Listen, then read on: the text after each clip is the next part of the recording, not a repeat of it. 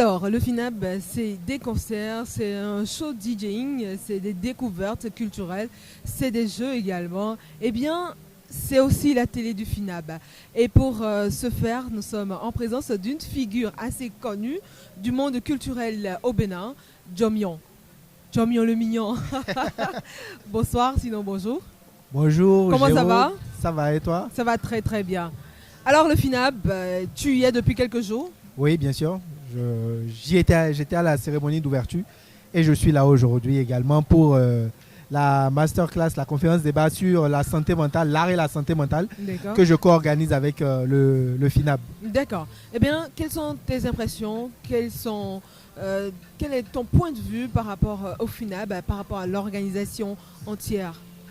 Franchement, Monsieur Ulrich disait à l'ouverture, la 3e édition, c'est l'édition de la maturité. Oui. Et ça se fait ressentir, ça se fait remarquer avec voilà, autant d'exposants, autant d'activités. Il y en a énormément. Donc voilà, moi, je ne peux que féliciter cela.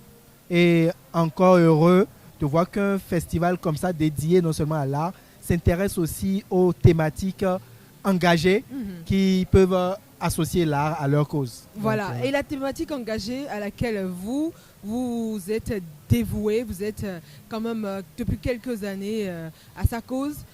Quelle est votre contribution, si on va le dire comme ça, à ce festival, à part la masterclass? Qu'est-ce que vous apportez de plus à ce festival? Déjà, la conférence débat qu'on vient d'organiser, c'est beaucoup parce qu'il y a eu des interventions d'une psychologue, il y a eu une projection de film, il y a eu une exposition d'art. Autre que ça, quelles sont les actions? Si vous avez des actions. Bien sûr, voilà. Je venais là, on a eu à faire tout ça. Mais au-delà de ça, personnellement, nous on a une association qui s'appelle Art et Bien-être Mental. Exactement. Et cette association organise un festival, un petit festival pour le moment, qui s'appelle le Festival international du bien-être mental. D'accord. Notre objectif, c'est mettre l'art au service de la santé mentale. Donc, à travers le cinéma, des projections de films, il y en a eu. On a fait de l'art plastique. Il y a des toiles qui ont été exposées aussi pendant la conférence débat là.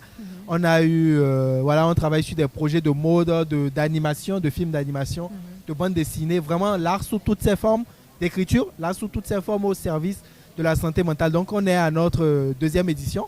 On va organiser la 3e édition cette année du 4 au 10 octobre 2025. Donc voilà, c'est partant de cela, vu que le FINAB, c'est un festival, un grand festival qui réunit les arts.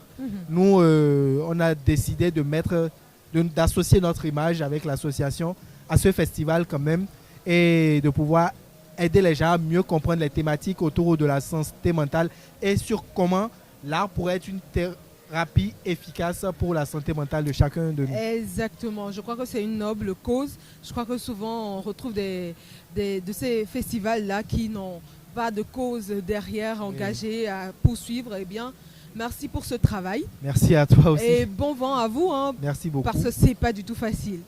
Ce n'est vraiment pas facile. Déjà, le FINAB, on voit à quel point ce n'est pas évident d'organiser un si grand festival. Donc, imaginez nous autres, un petit festival qui essaie de se faire un nom et qui a une thématique bien précise. C'est ça la difficulté. Exactement.